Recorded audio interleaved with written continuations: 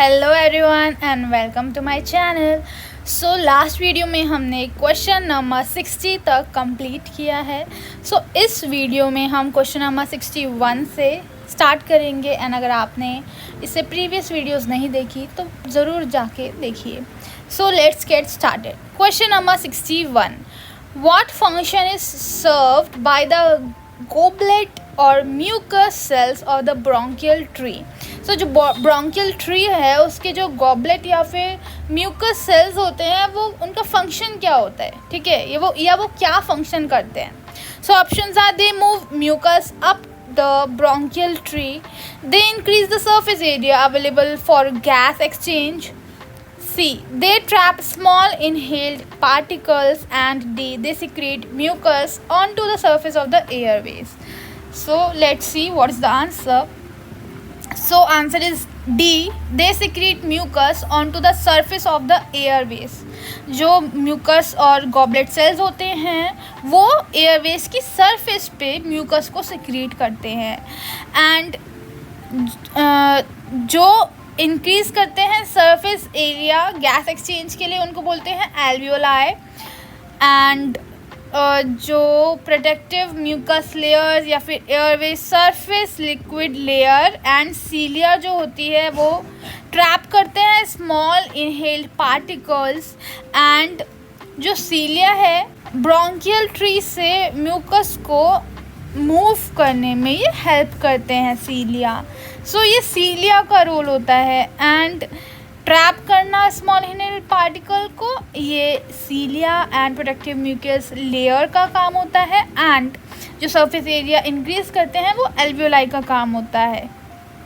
Okay, ये सब बाकी जो भी हमने देखे उनके काम हैं, बट जो गोबलेट और म्यूकस सेल है उसका काम है option number D, they secrete mucus onto the surface of the airway. So D option is the correct answer. Question number 62, catatonia is the result of lesion in basal pons. जो catatonia होता है वो result होता है जब भी basal Pond's में legion हो जाता है, इंजरी हो जाती है तो कैटाटोनिया क्या है वो ऑप्शंस से हम जानेंगे, बट हमें करेक्ट ऑप्शन चूज़ करना है जो कि करेक्टली डिस्क्राइब करता है कैटाटोनिया को। Options are none of the above, B is patient is paralysed but does not move, okay, do not move, C is the patients lack the impulse to move although not paralyzed, and D is patient is paralyzed but able to move to some extent. Let us see the correct answer. Correct answer is the patient lacks the impulse to move although not paralyzed. Catatonia mean जो patient होता है वो move होने का impulse की कमी होती है उसमें, लेकिन paralyzed नहीं होता है, ठीक है। Catatonia is a psychomotor disorder, meaning it involves the connection between the mental function and movement. Catatonia affects a person's ability to move in a normal way. Patients with catatonia can experience a variety of symptoms. The most common symptom is stupor, which means that the person can't move, speak or respond to stimuli. However, some people with catatonia may exhibit excessive movement and agitated behavior.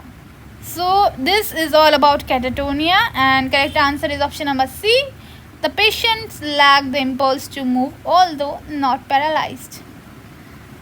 Question number 63 is, for which of the following games sports the term ring is not used for ground or space?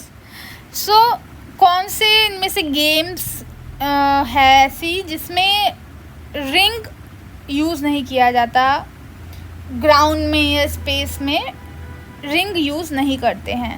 Options are baseball, boxing, ice hockey, gymnastics. इनमें से हमें बताना है। Let's get the answer. Answer is A baseball, no use of rings, but boxing, ice hockey and gymnastic में हम ring word and term का use करते हैं एक जैसे बॉक्सिंग है उसमें जो ग्राउंड होता है उसको रिंग बोलते हैं, ठीक है। सो इस तरह से ऑप्शन सी एंड डी में भी ऐसे कोई चीज़ें हैं जिनमें रिंग का प्रयोग या रिंग शब्द किसी चीज़ को बताने के लिए करते हैं, बट बेसबॉल में ऐसा नहीं होता है, ग्राउंड ही बोलते हैं, रिंग का यूज़ नहीं होता है, ठीक है। बॉक्सिंग में रिंग बोलते हैं, आइस हॉकी में भी शायद ही वो रिंग बोलते हैं, जिम्नास्टिक में भी रिंग बोलते हैं, but not in baseball as we say ground.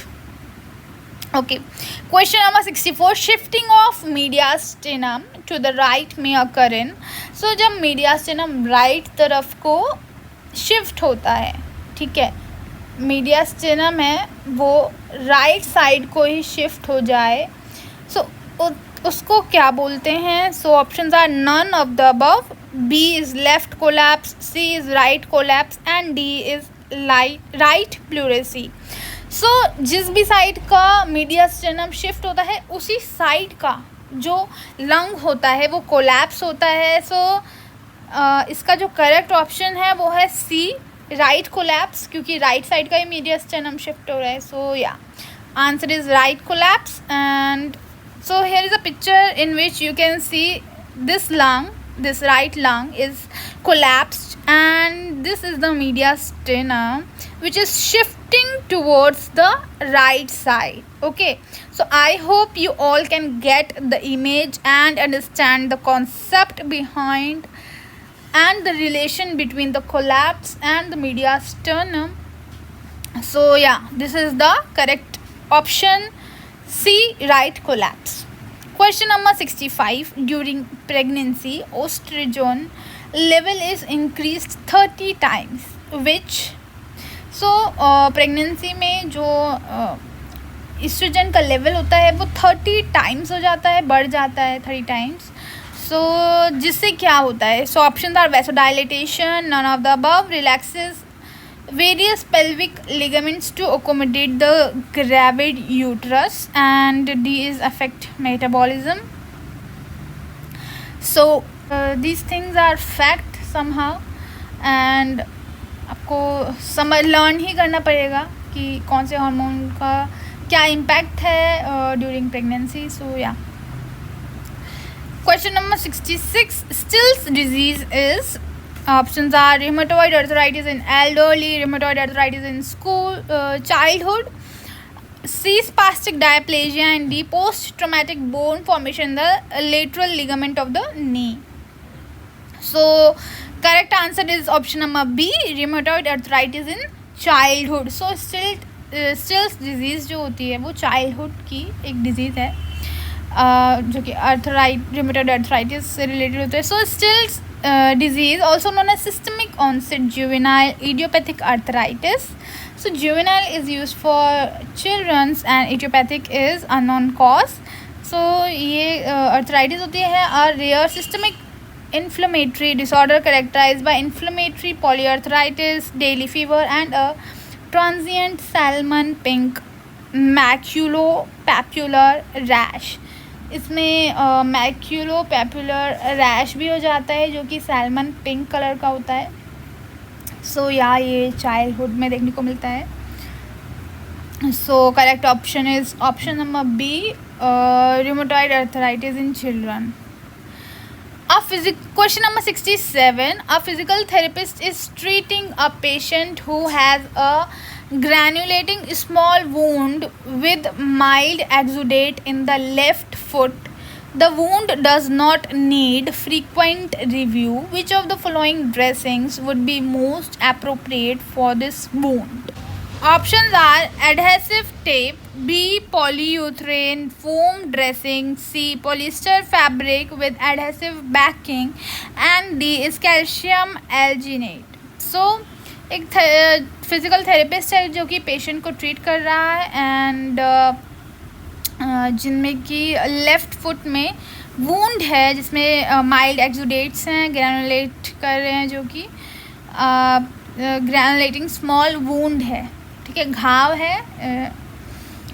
The wound does not need frequent review. Wound को बार बार देखने की ज़रूरत नहीं है.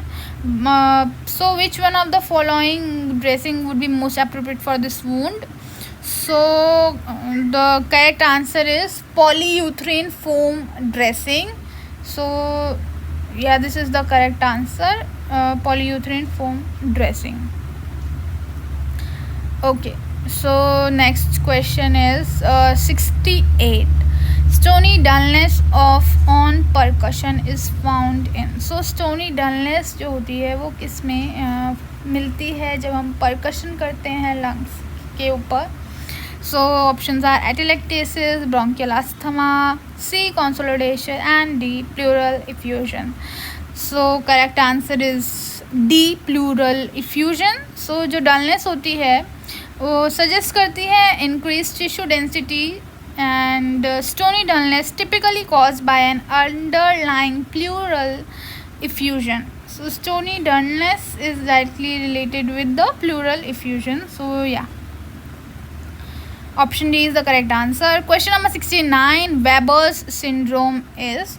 So Weber syndrome क्या है हमें ये बताना है. So options are oculomotor abducens and optic nerve palsy and contralateral hemiplegia. B oculomotor nerve palsy and contralateral hemiplegia. C facial nerve, trigeminal nerve palsy and contralateral hemiplegia, and D facial nerve palsy and contralateral hemiplegia. So correct answer is oculomotor nerve palsy and contralateral hemiplegia. So it is related with oculomotor nerve palsy and the opposite side of the hemiplegia. So this is the fact and these are related. So yeah, option B is the correct answer. Question number 70. Which of the following spinal orthosis controls lumbar spine flexion and extension? So इनमें से कौन सा जो spinal orthosis है वो control करता है lumbar spine का फ्लेक्शन या एक्सटेंशन? ऑप्शंस हैं नाइट, टेलर या नाइट एंड हैरिस. सो या जो नाइट ब्रेस है, correct answer is option number A, Knight. So आप यहाँ पे देख सकते हो जो नाइट ब्रेस है वो स्पेशली लंबर रीजन के लिए है एंड उसके फ्लेक्शन एंड एक्सटेंशन को ये लिमिट कर रहा है. सो या correct answer is A, Knight. So कोई भी ऑप्शन में डाउट है सो आप कमेंट्स में ज़रूर लिखें एंड इस वीडियो को देखने के लिए बहुत बहुत थैंक यू.